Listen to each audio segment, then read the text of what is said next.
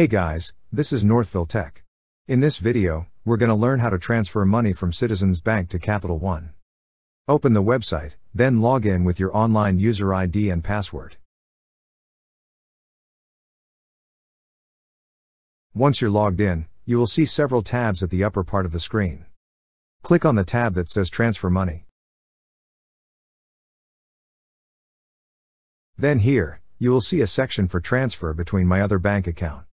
Under Transfer between my other bank account is an option that says Make a Transfer. Click on Make a Transfer. Now you have to enter the required information. On the first field, enter the amount you're going to transfer. Then select the From and to Accounts. It should be your Capital One 360 checking account. After that, select the transfer date. You could also add a memo. After entering all the required information, click on Continue. Lastly, review the transfer details. If everything looks good, click on Confirm. That's how you transfer money from Citizens Bank to Capital One.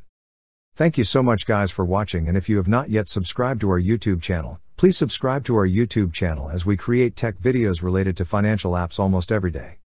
Also, check out our website northvilletech.com for great tech articles, and our recommended resources in the description below for various sign-up bonuses.